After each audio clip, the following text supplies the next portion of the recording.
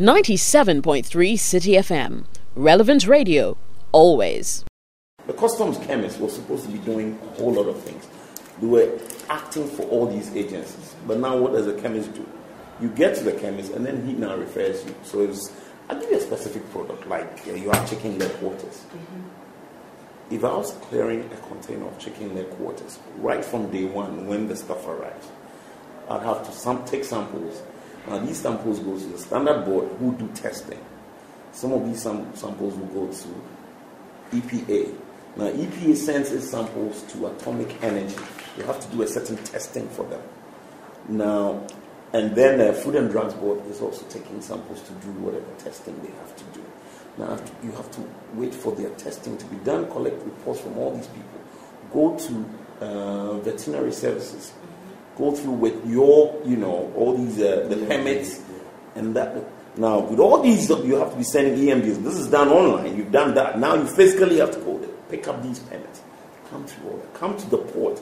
Now after you've done all of this with them outside, you come into the port and they have agencies inside who would also want to physically inspect these permits that you have taken. The veterinary is there, EPA is there, Food and Drugs Board is there, Standards Authority is there. Now this is, mind you, this is for the clearance of only one container. Okay? Once I've done all of this and they've all accepted, then I have to come back to the same customs chemist. Just for him to approve that, okay, these permits have been issued to you and it's all been accepted for him to release. So basically, you tell me, there is no way, if you brought in a container of frozen chicken, there is no way you could clear under 3 days. You must be a magician.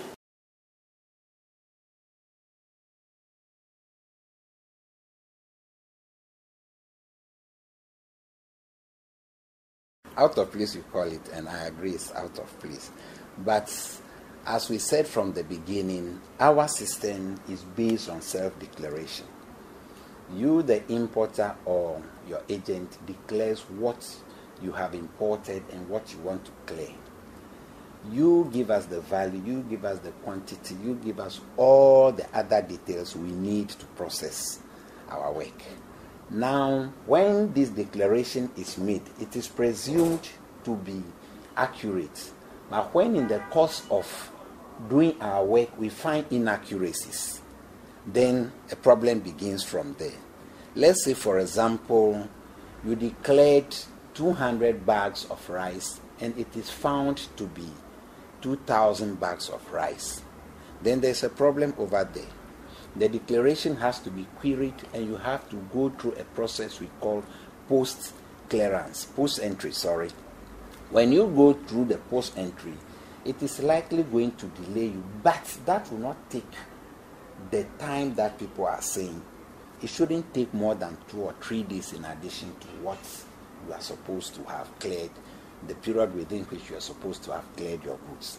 So if there is something that will delay in excess, maybe the person has not been able to mobilize enough funds to pay duty. Maybe they have not met the requirements of other agencies.